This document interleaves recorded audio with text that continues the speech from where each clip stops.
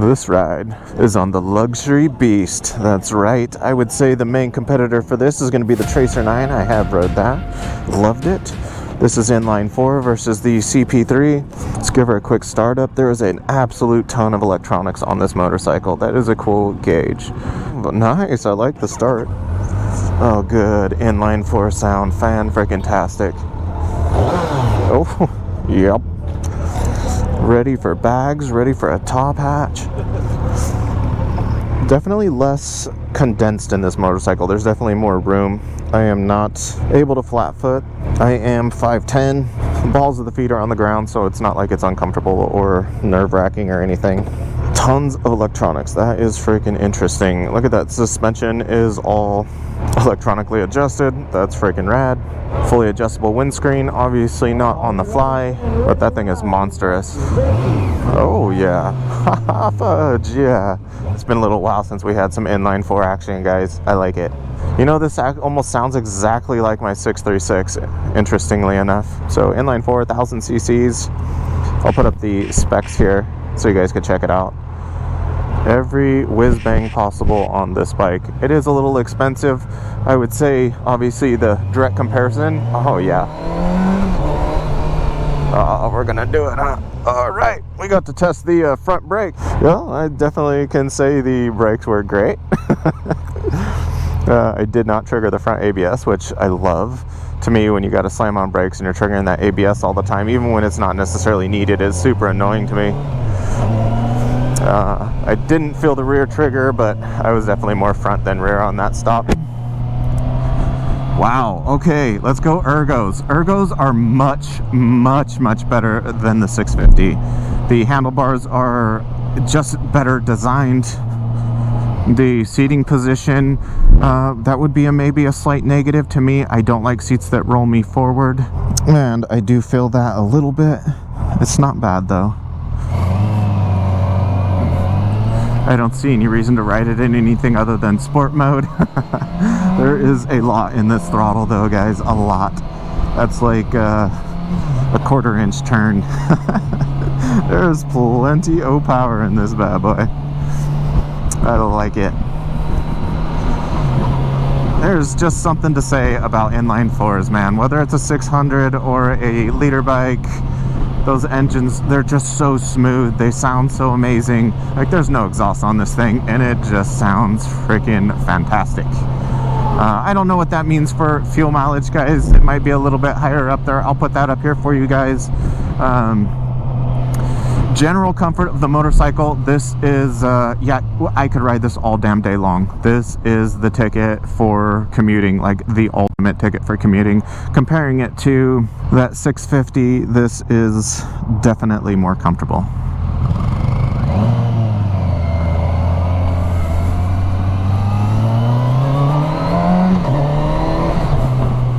Gotta love that. Yeah, that is some monstrous wind protection, guys. I will definitely say the gauge cluster 100 times better than that Tracer 7 or Tracer 9. If I was going to compare this bike to something, I think that's the bike you compare it to. I think they both sit in the same similar style of category. I'd be curious fuel comparison wise and price wise. This is the SE models. I do like having handguards. I think that's rad. I do like having the bags. Those are things that, to me, like, if you're going to buy a bike like this, you might as well buy it with the bike so you have all the one key systems and you don't have a bunch of different keys to unlock all these different bags. I think that's definitely worth the purchase, honestly. Well, you'd have to kind of do all that math yourself. Maybe you find your own, you know, less expensive bags possibly. But I will say that the bags that you're getting with Kawasaki are fairly reasonably priced. And I say that with my KLR, like buying the adventure version over the non-adventure version, they're not that much more expensive in my opinion. So I like the idea of the bags. But we'll be getting on the freeway here shortly, and we'll get to see how she feels on the freeway, but I can only assume it is going to be fantastic.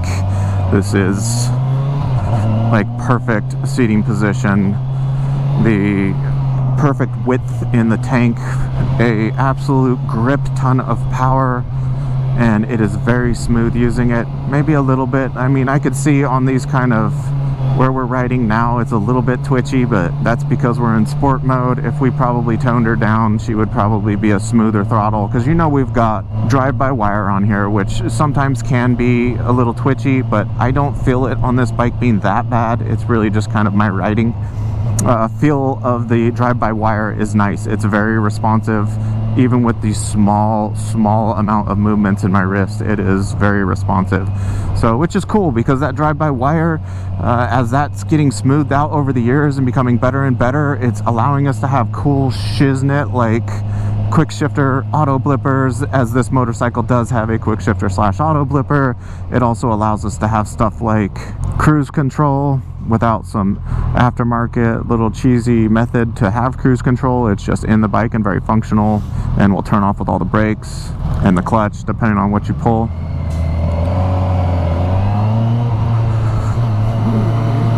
She feels very, very good leaned over. Oh yeah, oh man, I'd love to be able to just rip this thing.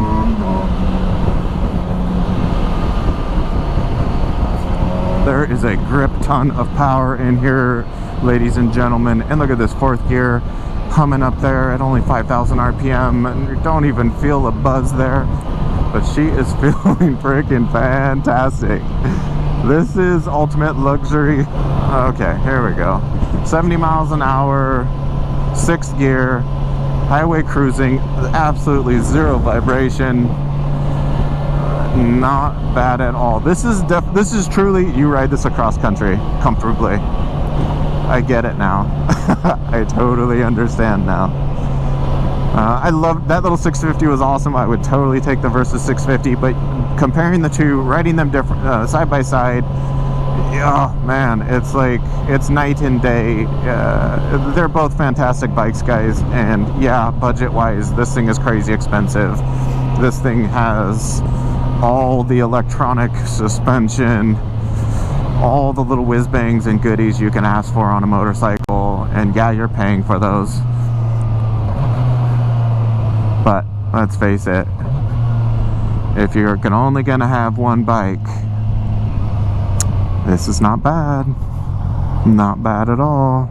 I love having the nice normal, like old school tachometer. To me, for some reason, I love tachometers, and my complaint is usually I'd rather have a TFT display, because I don't want that electronic tachometer, but I would prefer to have a TFT display any day of the week over only like old school gauges.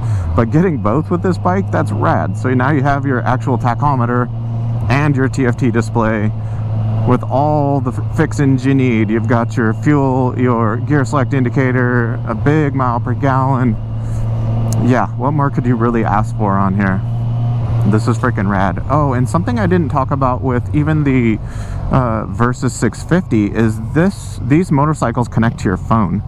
So there's tons of different stuff you can do in the app here. I'll put some of that up here. That is freaking rad. I love the fact that we're finally getting there with motorcycles and the TFT displays, where we're integrating with our phones versus, you know, having to buy like an external GPS or some additional thing. So I think that is really cool. I know on the freeway we didn't talk about wind, and I would say that's probably because I felt absolutely none.